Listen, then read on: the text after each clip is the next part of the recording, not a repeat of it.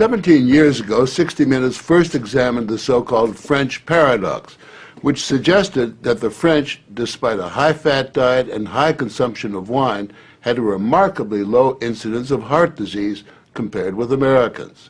Most researchers agreed that there was something in the wine that offered protection. And a few years later, even the highly cautious federal dietary guidelines say that moderate consumption of red wine can be beneficial. Now, scientists across the country have identified a substance in red wine called Resveratrol that they believe might do more than just protect the heart, but could, in very high concentrations, significantly extend life by preventing a number of age-related illnesses. If they're right, we all may soon be taking a pill that could give us an extra decade or two of healthy old age. If the promise holds true, I think this has the chance to change healthcare. Dr. Christoph Westphal says we all may soon be taking a drug that just might beat the clock, a simple pill that could delay the inevitable. Our goal is to prevent and forestall many of the diseases that strike us as we reach 50, 60, and 70, all with one pill. What you're suggesting is that it's some kind of rejuvenation drug that turns a 70-year-old into a 35-year-old. That might be pretty hard to do, but I think if we're on a train heading one direction, we can slow down that train. I think we can slow down these genes that control the aging process. That quest to put death on hold began in 2003 when Westphal met David Sinclair, a biochemist at Harvard, who was studying the genetic components of aging. 5 years ago, I met David, and he had shown that you could extend lifespan in yeast. That's pretty exciting. Now, if you happen to be a yeast, it's very exciting. Yeasts are one thing, human beings are more complicated. So Sinclair focused on a gene present in almost all life forms, the sirtuin gene. It's normally inactive, but when it is active, Sinclair believes it triggers a survival mechanism that extends life. Convinced that something in nature could activate that gene, Sinclair randomly tested thousands of compounds. And bingo, he got a hit: Resveratrol. When I Googled this Resveratrol, I was shocked to find that red wine was the top hit. Red wine is brimming with Resveratrol. It's found in high concentration in the skin of the grape and seems to play a role in protecting it from invading bacteria and fungi. Were you aware of the research into red wine that it offered certain health benefits? Oh, sure. I mean, that's why I almost fell off my chair when the link was made, and I thought that this was a potential explanation for the benefits of red wine. Convinced they were on the verge of a major scientific breakthrough, Sinclair and Westphal launched Citrus, a Cambridge, Massachusetts research company. They, along with a handful of other cutting-edge biotech companies, are developing resveratrol-based drugs that they believe zero in on the longevity gene. The important news here is not that we found something in red wine. The important thing is that we passed a milestone where we can now make drugs based on this knowledge and potentially slow down aging itself. Everyone from plastic surgeons to your friendly snake oil salesman have been promising a ticket to eternal youth for some time. So the prospect of a prescription pill based on red wine that could trigger a longevity gene sounds too good to be true.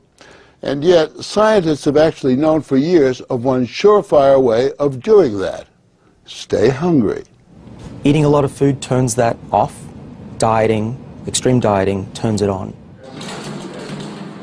These rhesus monkeys are on a major diet. For nearly 2 decades now, they've been taking in a good 30% fewer calories than their well-fed brothers and sisters. It's feeding time, I guess. Feeding time. They're the centerpiece of a National Institutes of Health study at the University of Wisconsin on whether or not CR, calorie restriction, makes them healthier and extends their lives. To maintain their sterile environment, we had to suit up to visit them with Ricky Coleman, the project leader. These are 2 of our control animals here. They are nearing the end of a typical monkey lifespan, about 27 years, and major differences in their overall health are becoming clear. The difference is really obvious. Right. The skinny monkeys actually look younger, their coats are shinier, and fewer have arthritis. And those chunky monkeys, many have diabetes, and a significantly higher number have cancer and heart disease. Pound for pound, the lighter guys Do better. do much better. Right. Dr. Richard Weindruck, who heads up the study, believes that calorie restriction turns on these monkeys' genetic survival switch. A hungry life seems to lead to a longer life.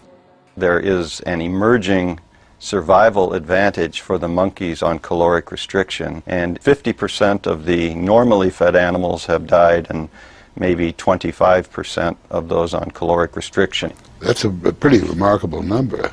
Surely those are strong indications that a restricted calorie intake among humans would be extremely beneficial. It appears to support that idea. But our record as humans in staying on diets is pretty miserable. And worsening. So it's a fat chance that we'll all be giving up our passion for greasy junk. We consume tons more calories than we need. But believe it or not, there are some Americans who just revel in their hunger. I basically just have one meal a day. Meet the Skinnies, members of CRS, the Calorie Restriction Society, a group that's been severely restricting their calories for years now. They're also part of a Washington University study to see if humans mimic the monkeys. Does this kind of self-denial make them live longer, healthier lives? We joined them for what they call happy hour. So this is in the spirit of a Bloody Mary. Though you might regard it as an unhappy hour, a cocktail of low-calorie soup for starters, and walnuts and baby food, green bean puree on flour-free bread to top off this feast fit for a flea. If I'm hungry, I know, number one, that I have done what I meant to do. I've eaten less than my body thought it wanted. So far, the participants have lowered their blood pressure, reduced body fat, and lessened risk factors for heart disease, diabetes, and even cancer. And what's more, to one husband anyway, starvation has its sexy side. To be honest, if you saw her without any clothes, you'd see, she looked pretty darn good, like a woman like of many, many years younger. Their emissaries travel the world, spreading the faith and the word. Hunger turns on the survival gene. I would like to live to be 100. The Skinnies may not die young, but given their diet, they just might die of boredom. But if the scientists at Certus are on the right track, it could mean forget dieting, forget the sweaty business of working out. Just pop a pill and you are in guilt-free couch potato paradise. We have a pill that can mimic many of the effects of calorie restriction or exercise. So one can be very healthy and obese at the same time. Our goal is healthy individuals, ideally via lifestyle, and if that doesn't work, we believe that we'll have a pill that can mimic that. A pill that in effect diets for you. A pill that turns on the survival gene. And what we're trying to do with our drugs here is to put the body in a defensive state, to ring the alarm bells and get the body to defend itself, instead of dieting to set the alarm off, pop a pill. The pill is a highly concentrated form of Resveratrol, a virtual vineyard of healthy living.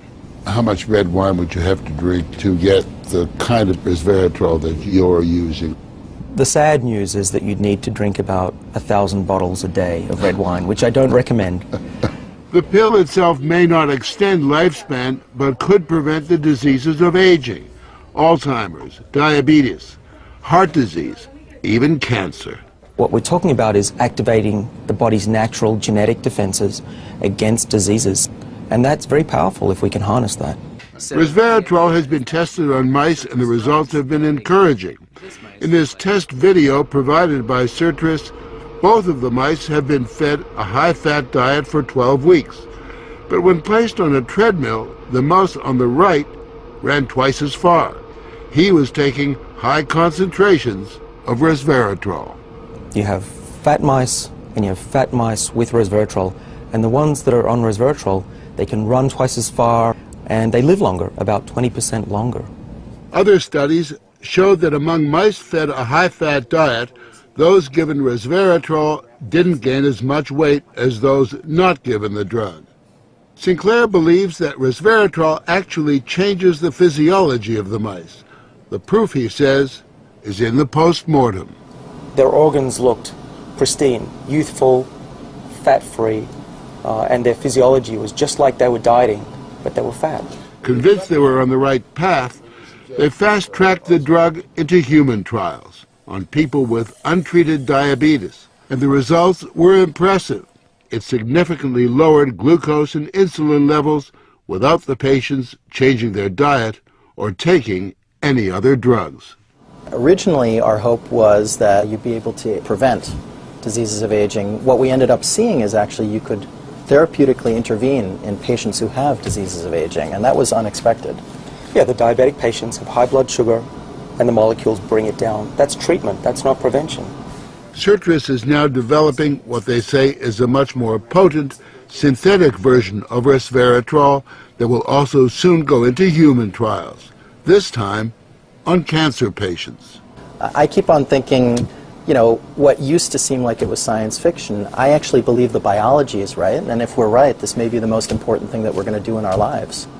Possibly, but it is important to remember that 9 out of 10 drugs that look good in mice ultimately fail in human trials. Still, the speed and results generated by Sirtris and the resveratrol drugs are unusual, and Sinclair believes these drugs will not only keep people living longer, but will keep them healthy longer.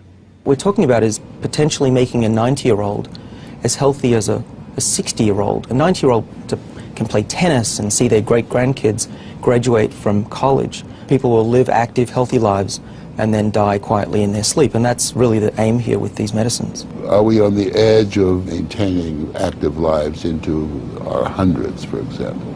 Well, we've certainly passed a corner in terms of the science, and someone's going to achieve it, and if it's not us, it's going to be someone else. But the question that most of us want answered is, when do we get this pill?